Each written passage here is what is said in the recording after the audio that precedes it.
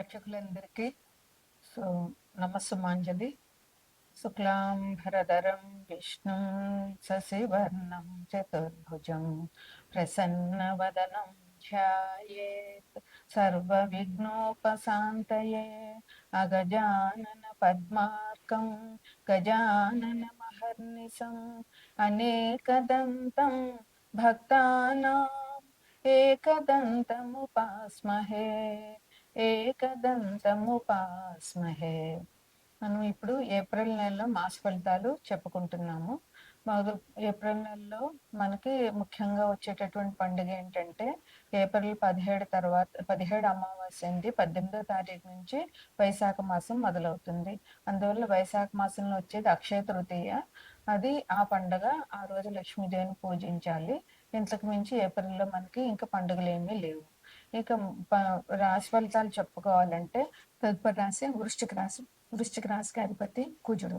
ఇక్కడ విశాఖ 4వ పాదము, అనురాధ 4 పాదాలు, జ్యేష్ఠ 4 పాదాలు ఈ వృశ్చిక రాశిలో ఉంటాయి. వృశ్చిక రాశికి అధిపతి కుజుడు. వృశ్చిక రాశిని లగ్నంగా చేసుకున్నట్లయితే 4వ ఇంట్లో రాహువు, బుధుడు, కుజుడు ఉన్నారు. 5వ ఇంట్లో అంటే మేనంలో శని, రవి ఉన్నారు. మేషంలోనేమో శుక్రుడు ఉన్నారు. మిథునంలోనేమో గురువు ఉన్నారు. తర్వాత సింహంలో కేతు ఉన్నారు. అంటే ఈ రాశి వారికి బాగానే ఉంటుంది.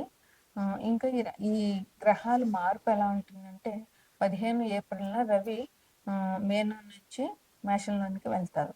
అదే 11వ తారీఖున ఏప్రిల్న బుధుడు కుంభం నుంచి మేనంలోనికి వెళ్తారు. 3వ తారీఖు ఏప్రిల్న కుజుడు కుంభం నుంచి మేనంలోనికి వెళ్తారు. మేషంలో ఉన్నటువంటి శుక్రుడు వృషభంలోనికి ఏప్రిల్ 20వ తారీఖున వస్తారు. ఇది ఈ మాసంలో జరిగే గ్రహాల మార్పులు. ఏప్రిల్లో 17వ తారీఖు అమావాస్య అయింది. 18, 19, 20 అంటే పాడ్యమి, విధియ, తదియ రోజున అక్షయ తృతీయ పండుగ ఉంది. అది చాలా విశిష్టమైన పండుగ. అది మన యాదగిరి లక్ష్మీ నరసింహస్వామికి ఆ రోజు గంధంతో పూత వేస్తారు. అందువల్ల ఈ పండుగ తప్పకుండా లక్ష్మీ నరసింహస్వామి దర్శనం చేసుకోవడం చాలా మంచిది ఎవరికైనా సరే.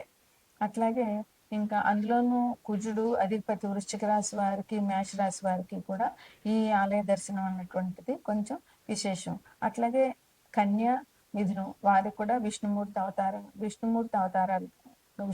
ఆరాధన ముఖ్యం కనుక బుద్ధుడికి వారు, అట్లాగే సింహరాశి వారికి రవికి కూడా విష్ణుమూర్తి ఆరాధన ప్రత్యేకంగా చెప్పాలి కనుక ఈ ఈ ఈ రాశుల వాళ్ళందరూ కూడా ఈ లక్ష్మీ నరసింహస్వామి దర్శనం చేసుకోవడం చాలా ఉత్తమోత్తమం. వీరికి ఈ మాసం ఎలా ఉంటుందంటే చాలా స్వస్థతగా ఉంటుంది. అంటే ఎటువంటి ఇబ్బందులు లేకుండా హాయిగా ఉంది ప్రాణం అని అనుకుంటారనమాట. ఇంకా ధనం ఆదాయం చాలా బాగుంటుంది. ఎటువంటి ఇబ్బందులు లేవు. ఏ వృత్తిలో ఉన్న వాళ్ళకైనా ధనం బాగుంటుంది. ఇంకా ఉద్యోగంలో వాళ్ళకి చాలా తృప్తిగా ఉంటుంది అనమాట. వాళ్ళకి ఉద్యోగంలో ఉన్న వాళ్ళకి వాళ్ళు కోరుకుంటున్నటువంటి ప్రమోషన్లు రావడము, ఇంక్రిమెంట్స్ రావడము. ఇప్పుడు ఏప్రిల్, మే, జూన్ అంటే ఎప్పుడైనా మొదలు పడతారు. ఇంక్రిమెంట్లకి వాళ్ళకి లెటర్స్, డిస్కషన్స్ అన్నీ జరుగుతుంటాయి కనుక ఈ రాశి వారికి చాలా బాగుందని చెప్పవచ్చు ఉద్యోగస్తులకి. అలాగే చాలా అదృష్టవంతమైన కాలం ఈ నెల. మీకు చాలా అదృష్టం అని చెప్పుకోవచ్చు. అంత అదృష్టంగా మీకు నెల ఎంత ఆనందంగా, సంతోషంగా గడిచిపోతుంది అనమాట. అట్లాగే కోర్టు వ్యవహారాలు ఉన్న వాటికైతే కొంచెం విజయం ఉంటుంది. ఈ కోర్టు వ్యవహారాల్లో మీకు ఈసారి విజయం లభించే అవకాశం చాలా ఉంది. ఇంకా మీకు పట్టుదల, కోపం చాలా ఎక్కువగా ఉంటాయి. అవి కొంచెం తగ్గించుకోండి. పట్టుదల వల్ల ప్రయోజనం ఏమి ఉండదు. ఉద్రేకపడడం వల్ల మీకు బీపీ రావడం తప్ప ఎదుటి వాళ్ళకి ఏమీ జరగదు. అందువల్ల ఈ పట్టుదలని, ఉద్రేకాన్ని తగ్గించుకుంటే ఈ రాశి వారికి చాలా బాగుంటుంది. ఈ పట్టుదల, ఉద్రేకం వల్ల మీకు అనారోగ్యం వచ్చేటటువంటి అవకాశాలు కూడా ఉంటాయి. అంతేకాక మీకు ఈ నెలలో చాలా మంచి ప్రముఖ వ్యక్తులతో పరిచయాలు జరుగుతాయి. దానివల్ల మీకు సంఘంలో గౌరవం పెరుగుతుంది. ప్రముఖ వ్యక్తులు అంటే పలానా వాళ్ళు ఇష్టపడుతున్నారు, పలానా వాళ్ళతో స్నేహం దొరికింది అనడం సంఘంలో మీ పేరు ప్రతిష్టలు చాలా బాగా పెరుగుతాయి అన్నమాట. మీకు ఈ మాసంలో ప్రయాణాలు చాలా ఎక్కువ చేసే అవకాశం ఉంది. అందువల్ల ప్రయాణాలు చేసేటప్పుడు జాగ్రత్త వహించండి. జాగ్రత్తగా ప్రయాణం చేయండి. అలాగే విద్యార్థులు అంకిత భావంతో ఉండాలి. విద్యార్థులు చాలా జాగ్రత్తగా చదవాలి. ఆ చదువు పట్ల వాళ్ళకి అంకిత భావం ఉండాలి. అంతేగాని ఏదో ముక్కున పట్టి రాసేసేమని అట్లా కాకుండా శ్రద్ధగా చదవడం వల్ల సబ్జెక్ట్‌ని అర్థం చేసుకొని చదివితే అది మీ మైండ్‌లోంచి పోకుండా మీరు ఉన్నంత వరకు మీకు ఆ సబ్జెక్ట్ అట్లా మైండ్‌లో తిరుగుతూనే ఉంటుంది. బట్టి పట్టింది పరీక్ష రాసేగానే పోతుంది. అందువల్ల మీరు వివేకంతో, తెలివితేటలతో దీన్ని ఎలాగ చదివితే పరీక్షలో ఎలాగ రాయగలం. అట్లాగే మీరు ఎగ్జామినేషన్స్‌లో కూడా ఒక్కొక్కసారి క్వెషన్ తిప్పి తిప్పిస్తారు. మీరు ఇది అర్థం వివేకంతో ఆలోచించి చదవకపోతే మీకు ఆ ప్రశ్న ఏంటో అర్థమవుతుంది. మీకు ప్రశ్న జవాబొస్తుంది. కానీ అక్కడ ఆ ప్రశ్న అర్థం కాక జవాబు రాలేని పరిస్థితి కూడా వస్తుంది. అందువల్ల విద్యార్థులు చాలా జాగ్రత్తగా ఒక ప్రశ్నని ఎన్ని రకాలుగా వాళ్ళు అడగడానికి అవకాశం ఉంది అనేటటువంటిది ఆలోచించి ముందు ప్రశ్నని బాగా అర్థం చేసుకొని దానికి తగిన సమాధానం రాయండి. ఆలోచనలో స్పష్టత లేకుండా ఉండడం మూలంగా కొంచెం ఇబ్బందులుంటాయి. అందువల్ల మీరు ఏం ఆలోచించుతున్నారు? ఏం చెయ్యాలి? దాన్ని ఖచ్చితంగా ముందు మీలో మీకే ఒక నిర్ణయం తీసుకోవాలి. అప్పుడు మీరు మీ ఆలోచనలు సక్రమ మార్గంలో వెళ్తాయన్నమాట. మీకు ఈ మాసంలో లక్ష్మీనరసింహస్వామి దర్శనం చేసుకుంటే కుజుడు కూడా మిమ్మల్ని ఇబ్బంది పెట్టకుండా ఉంటాడు. అందువల్ల లక్ష్మీనరసింహస్వామి దర్శనం చేసుకుని ఉంటే మీకు మీ మంచి పరిహారంగా ఈ నెలలో చెప్పుకోవచ్చు. ఇది ఈ మాసంలో మీకు శుభాశుభ ఫలితాలు. తదుపరి రాశి మీనరాశి. ఇది 12వ రాశి కాలపురుష చక్రాంగంలోని. అయితే ఈ రాశికి అధిపతి గురువు. ఈయన 4వ ఇంట్లో మీనరాశి లగ్నంగా చేసుకుంటే 4వ ఇంట్లో మిథునంలో గురువు ఉన్నారు. మీనరాశికి అధిపతి గురువు. ఇందులో పూర్వభాద్ర 4వ పాదము, ఉత్తరాభాద్ర 4 పాదాలు, రేవతి 4 పాదాలు మీనరాశిలో ఉంటాయి. అయితే ఈ మీనరాశిలో మీనరాశి లగ్నంగా చేసుకుంటే గ్రహ సంచారం ఎట్లా ఉందంటే మీనరాశిలోనే శని ఉన్నారు, రవి ఉన్నారు. 2వ ఇంట్లో శుక్రుడు ఉన్నారు. 3, 4వ ఇంట్లో గురువు ఉన్నారు. 6వ ఇంట్లో కేతు ఉన్నారు. వ్యయంలో రాహువు, బుధుడు, శుక్రుడు. అంటే రాహువు, బుధుడు, కుజుడు. అంటే కుంభంలో రాహువు, బుధుడు, కుజుడు ఉన్నారు. అంటే ఇటు వ్యయంలో పాపగ్రహాలున్నాయి, లగ్నంలో పాపగ్రహాలున్నాయి. అందువల్ల మీనరాశి వారికి ఈ మాసం అంటే శని భగవానుడు ఈ సంవత్సరం అంతా అక్కడే ఉంటారు. అందువల్ల వేలినాటి శని జరుగుతూ ఉంది. ఇది ఆల్రెడీ 2.5 సంవత్సరాలైంది. ఇప్పుడు 2.5 సంవత్సరాలు, ఇంకా 5 సంవత్సరాల వీళ్ళకి పూర్తిగా ఉన్నది. అందువల్ల మీనరాశి వాళ్ళకి శని వల్ల ఇబ్బందులు మధ్యస్థంగా ఉంటాయన్నమాట. అంటే ఆల్రెడీ మొదలైపోయి 2.5 సంవత్సరాలు గడిచిపోయింది కనుక అంత ఇబ్బందులు లేకపోయినా కొంచెం జాగ్రత్తగా వ్యవహరించాల్సిన అవసరం మీనరాశి వారికి ఉంటుంది.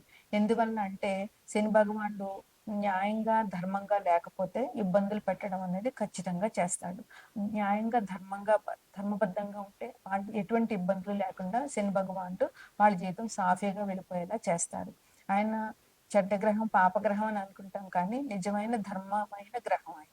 అట్లాగే ధర్మానికి మరో పేరైన రవి కూడా ఇద్దరు మీనరాశి లగ్నంలోనే ఉన్నారు. అందువల్ల వీళ్ళకి జన్మశని, ఏలినాటి శని నడుస్తుంది. దీనివల్ల ఏంటంటే ఒత్తిడి బాగా తీసుకొస్తాడు శని భగవానుడు. ప్రతి చిన్న విషయానికి ఆందోళన పడిపోవడము, దానివల్ల భయం పెంచుకోవడము, ఆ ఆందోళన వల్ల, ఈ భయం వల్ల తప్పులు చేయడము. అందువల్ల ఆందోళన పడకుండా నేను ధర్మంగా ఉన్నాను, నాకు దేవుడు అనుకూలంగా ఉంటాడు అని నిరంతరం అనుకుంటూ ఉంటే మనం ఏది నిరంతరం జపిస్తూ ఉంటామో, తలుస్తూ ఉంటామో అదే మనకి జరుగుతుంది. అందువల్ల ఎప్పుడు చెడు ఆలోచించకుండా, నెగెటివ్ థాట్స్ లేకుండా పాజిటివ్ థాట్స్ ఒకటి ముందుకెళ్ళండి. అలాగే నాకు మంచి జరుగుతుంది, నేను ధర్మంగా ఉన్నాను, ధర్మంగా ఉంటాను, ఆ ధర్మంగా ఉండేలా చెయ్యి భగవంతుడా అని దేవుడికి దండం పెట్టుకోండి. అప్పుడు మిమ్మల్ని దేవుడు మంచి మార్గంలో నడిపిస్తాడు. మనం ఏది కోరితే అది భగవంతుడు మనకు ప్రసాదిస్తాడు కదా. అందువల్ల ఆందోళన, కోపం, ఉద్రేకం, బద్ధకం ఇవన్నీ శని లక్షణాలే. ఉద్రేకం, కోపం ఉంటుంది. బద్ధకం ఇంకా శని భగవానుడికి మొట్టమొదటి లక్షణం. అందువల్ల ఈ బద్ధకాన్ని మనకు పెడతాడు, కానీ ఆ బద్ధకాన్ని మనమే అధిగమించి జాగ్రత్తగా ఉండాలి. అలాగే ఆరోగ్యానికి కూడా ఇబ్బందులు వచ్చేటటువంటి అవకాశాలు ఉన్నాయి. ముందే ఆరోగ్యం గురించి జాగ్రత్త వహించండి. ఇంకా మీకు అవమానాలు కూడా కొంచెం జరిగే అవకాశం ఉంటుంది. అందువల్ల ఎవరికైనా మాట్లాడేటప్పుడైనా, ఏదైనా ఎవరికైనా ఒక సలహా చెప్పేటప్పుడైనా, లేదా ఎవరికైనా ఒక పని చేసేటప్పుడైనా దానివల్ల ఎలాంటి పాజిటివ్ ఉంటుంది, ఎలాంటి నెగిటివ్నెస్ ఉంటుందని ఆలోచించి అప్పుడు మీరు ముందుకెళ్ళండి. దానివల్ల మీకు అనవసరంగా వచ్చే అవమానాలన్నీ తగ్గిపోతాయి అన్నమాట. అలాగే జీవిత భాగస్వామితో కూడా పరస్పర విభేదాలు ఉంటాయి. అది మీరు ఇద్దరు పరిష్కరించుకోవాల్సిందే. అది ఎవరు ఏం చేయలేరు కనుక జాగ్రత్తగా ఇద్దరు కూర్చోవడం, ఆలోచించుకోవడం, సమస్యల నుంచి బయటకు రావడం చేయాలి. ఇంకా సహాయ సహకారాలు కూడా ఉంటాయి. మీరు మంచిగా ఉంటే వాళ్ళ సహాయ సహకారాలు కూడా మీకు ఉంటాయి అన్నమాట. అన్నింట్లో కూడా మీరు జాగ్రత్తగా ఆలోచించితే మంచిగానే ధర్మంగా ఉంటే అన్ని పనుల్లో కూడా ఎన్ని చికాకులు చెప్పినా అన్ని చికాకులు కూడా అధిగమించగలుగుతారనమాట. హ్మ్. అయితే మీకు బాధ్యత ఎక్కువగా ఉంటుంది. బాధ్యతతోటే ప్రవర్తిస్తూ ఉంటారు. అందువల్ల మీ బాధ్యతాయుతమైన ప్రవర్తన వల్ల మిమ్మల్ని తొందరగా ఎవరు ఆహ్, ఆహ్, అపార్థం చేసుకునే అవకాశం ఉండకుండా ఉంటుంది. అట్లాగే క్రమశిక్షణ పాటించండి. తప్పకుండా శని భగవానుడికి కావాల్సింది క్రమశిక్షణ. ఆ క్రమశిక్షణ పాటించినట్లయితే ఇబ్బందులు తక్కువగా ఉంటాయి. ఆహ్, వాహనాల అవరోధాలుంటాయి. విద్యార్థులకు అంకిత భావం ఉండాలి. విద్యార్థులు జాగ్రత్తగా అంకిత భావంతో పనిచేయాలనమాట. అందువల్ల వాళ్ళకి చదువు బాగొస్తుంది. విద్యార్థులు బాగుంటారనమాట. దానివల్ల విద్యార్థులకి మంచి అభివృద్ధి ఉంటుంది. అంటే ఈ మీనరాశి వారికి ఈ రకమైనటువంటి ఆహ్, లక్షణ నక లా శుభా శుభాశుభ ఫలితాలున్నాయి ఈ మాసంలోను. అందువల్ల మీరు జాగ్రత్తగా ఆహ్, లక్ష్మీనరసింహస్వామి దర్శనం చేసుకోండి. అట్లాగే ఆహ్, గురువుని పూజించండి. అట్లాగే శని భగవానుడి కోసం మీరు ఇందులో అభిషేకాలు చేయించండి శనివారం నాడు. హనుమంతుడికి హనుమంతుడు గుడికెళ్ళి అక్కడ పూజలు చేయించండి. హనుమాన్ చాలీసా పారాయణ చేయండి.